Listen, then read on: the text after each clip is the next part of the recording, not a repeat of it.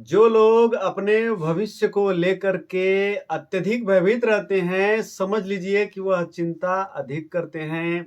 और यह बात आप ध्यान रखिएगा कि आप कल को लेकर के अत्यधिक चिंतित हैं, तो आपका कल बदले या न बदले, लेकिन आपके आज की जो खुशियां हैं, उसे वह अवश्य छीन लेगा। चिंता पर अपने देश के महान संत व विचारक कबीर दास जी का भी यह कहना है कि चिंता से बुद्धि घटे, दुख से घटे शरीर, पाप से लक्ष्मी घटे, कह गए दास कबीर। उन्होंने भी यह बताया है कि चिंता से आपके बुद्धि का ह्रास होता है। जय श्री कृष्ण साथियों, आज के इस वीडियो में हम बिना मतलब की जो चिंता करने वाले लोग हैं, वो किस तरह से अपने जीवन में फंसे रहते हैं और हमें उस बिना मतलब की चिंता से किस तरह से बचना है, इस पर हम चर्चा करेंगे। तो चलिए वीडियो को शुरू करते हैं। एक किसान था, वह किसान खेती बाड़ी करके अपनी जीविका को चलाता था। उसके पास एक बड़ा सा खेत था, 2 हट्ठे कट्ठे बैल थे खेती कार्य करने के लिए, उसकी एक पत्नी और 2 प्यारे प्यारे बच्चे थे। लेकिन वह जो किसान था, वह हमेशा किसी न किसी अनहोनी के भय से चिंतित रहता था। जैसे वो कभी यह सोचता था कि यदि हमारे जो बैल हैं वो बीमार पड़ जाएं तो क्या होगा, किस तरह से खेती बाड़ी का कार्य होगा। कभी कभी वह सोचता है कि यदि हमारे फसल में कीड़े लग जाएं या हमारी फसल बाढ़ से या सूखा से बर्बाद हो जाए तो हमारा जीवन कैसे चलेगा। कभी कभी वह सोचता है कि हमारे बच्चों का जो भविष्य है वह कैसे बनेगा, उनका भविष्य क्या है, किस तरह से उनका कार्य चलेगा। कभी कभी वह सोचता है कि हमारे जो बच्चे हैं वो हमारे जो बुढ़ापा की अवस्था होगी उसमें हमारा देखभाल करेंगे कि नहीं करेंगे। कुल मिला करके उसकी चिंता बिना मतलब की होती थी, क्योंकि उसे जो नहीं करना चाहिए वही कार्य वह करता था। वह सदैव इस बात को लेकर के भयभीत रहने लगा कि समस्या यदि आ जाती है तो हमारा जीवन कैसे चलेगा। और इस बात को लेकर के वह निरंतर उदास रहने लगा, परेशान रहने लगा। उसकी पत्नी ने जब उसे यह महसूस किया कि हमारे पति वास्तविक रूप से चिंतित अधिक रह रहे हैं, तो वह उन्हें बहुत ही समझाने का प्रयास की, लेकिन वह व्यक्ति ऐसा था कि मानने को तैयार नहीं था और बार-बार यह महसूस करता था कि हमारे जीवन का कार्यभार कैसे चलेगा, किस प्रकार हमारा जीवन बीतेगा। और वह चिंताओं में अपने आप को खपाने लगा, जिसके कारण उसका शरीर जीर्ण-शीर्ण होने लगा, अर्थात कमजोर हो गया।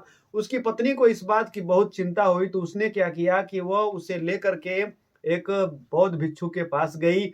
वह बौद्ध भिक्षु बहुत ही ज्ञानवान थे और लोगों की समस्याओं को सुन करके उसका समाधान कर दिया करते थे। तो वह दोनों उनके पास गए। किसान और उसकी पत्नी बौद्ध भिक्षु से अपनी व्यथा को बता दिए और बौद्ध भिक्षु से समाधान ढूंढने को कहे। तो बौद्ध भिक्षु ने यह कहा कि भाई, आपकी जो समस्या है बहुत ही सरल समस्या है, इसका समाधान आसानी से हो सकता है। लेकिन ऐसा करिए कि आप कल सुबह आइएगा, मैं आपकी समस्या का समाधान निश्चित रूप से कर दूंगा, क्योंकि आपकी समस्या बहुत बड़ी नहीं है। इतना सुन करके उन लोगों को लगा कि अब लग रहा है कि हमारी समस्या दूर हो जाएगी, और वह घर चले आए। अगले दिन सुबह दोनों पुनः उस बौद्ध भिक्षु के पास गए, तो वह देख रहे हैं कि जो बौद्ध भिक्षु हैं वह जमीन पर सुखासन में अर्थात पालथी मार करके बैठे हुए हैं और उनके सामने एक दूध का गिलास रखा हुआ है जो दूध से भरा हुआ है। लेकिन वो किसान और उनकी पत्नी क्या देखते हैं कि जो दूध का गिलास है उसे बौद्ध भिक्षु देख करके बहुत चिंतित सा प्रतीत हो रहे हैं। कभी कभी वह अपने सर पर हाथ रखते हैं और दूध के गिलास को देखते हैं, कभी कभी वह जमीन पर हाथ पटकते हैं और दूध के गिलास को देखते हैं। अर्थात कहने का तात्पर्य यह है कि उनके चेहरे पर चिंता की रेखाएं दिखाई दे रही थी और बार बार वह दूध के गिलास को देखे जा रहे थे। तो जब यह दृश्य देखे तो किसान और उसकी पत्नी दोनों उस बौद्ध भिक्षु से पूछे कि महाराज, क्या बात है, आप काफी परेशान से दिख रहे हैं। तो बौद्ध भिक्षु ने यह कहा कि देखो भाई, मैं सोच रहा हूं कि यह जो गिलास दूध से भरा हुआ है, कहीं इसे बिल्ली गिरा दे तो क्या होगा। कभी कभी लग रहा है दूध से भरे इस गिलास में कीड़े पड़ जाएं तो क्या होगा। कभी कभी ये लगता है कि यह दूध के गिलास को यदि इस आश्रम के कोई शिष्य हमारा इसको पी जाए तब क्या होगा, मैं क्या करूंगा। यह सोच करके मैं अत्यधिक चिंतित रह रहा हूं, समझ में नहीं आ रहा है क्या करूं। तो वह जो किसान था, जब इस बात को सुना तो उसे हंसी आई और यह कहा कि महाराज, जो आपके सामने दूध का गिलास रखा हुआ है, इसे न तो बिल्ली ने गिराया है, न ही इसे कीड़े इसमें पड़े हैं और न ही इसे आश्रम के किसी बच्चे ने पिया है। तो यह बताइए कि इस पर इतना व्यर्थ में चिंता करने की क्या ज़रूरत है? और दूसरी बात ये है कि यदि दूध किसी तरह से नुकसान भी हो जाता है, तो पुनः आप इसे प्राप्त भी कर सकते हैं। तभी आप इतना अधिक चिंतित क्यों दिख रहे हैं? तब वह बौद्ध भिक्षु किसान की बात को सुन कर के मुस्कुराए और उस किसान से कहे कि मैं भी तो तुम्हें यही समझाने का प्रयास कर रहा हूँ कि तुम बिना मतलब की चिंताएँ क्यों कर रहे हो? जब तुम्हारे सामने सारी अवस्थाएँ ऐसी हैं कि वह भविष्य में होंगी या नहीं होंगी वो तो बाद की बात है। तुम अपने आज को लेकर के इतना परेशान रह रहे हो। जो कार्य भविष्य में होगा या नहीं होगा वो तो बाद की बात है, लेकिन तुम अपने आज को भी खराब कर रहे हो।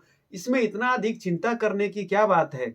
किसान को उस समय लगा कि जैसे किसी ने उसे चाँटा मार करके जगा दिया हो और वह किसान पूरी की पूरी बात को समझ गया। तब से वह किसान चिंता मग्न होने से अपने आप को दूर करने लगा और उसकी जीवन रेखा बदलने लगी। साथियों, हम आपको यह बताना चाह रहे हैं कि जीवन की समस्याओं के बारे में सोचना और समाधान निकालना यह हमारे बुद्धि का धर्म है।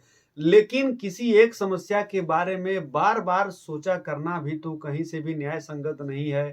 आप एक बात सोच करके भी देखिए कि जिन घटनाओं पर आपका कंट्रोल ही नहीं है, अर्थात आप उसे नियंत्रित नहीं कर सकते हैं, आप उसे बदल भी नहीं सकते हैं, तो ये बताइए कि बिना मतलब का उस पर चिंता करना कहाँ तक न्याय संगत है? प्रायः यह देखा गया है कि हम अपने जीवन में 90% से अधिक ऐसी चीज़ों के बारे में हम सोचा करते हैं जो वास्तव में होती ही नहीं हैं। कहने का तात्पर्य यह है कि जो भी हम सोचते हैं उसका बहुत ही कम हिस्सा होता है, तो हम बिना मतलब के चिंता में अपने आप की ऊर्जा को क्यों खपाएँ? आज के इस वीडियो में बस इतना ही। हम उम्मीद करते हैं कि इस वीडियो को देख कर के आपके अंदर कुछ न कुछ भाव ज़रूर जागृत हुआ होगा।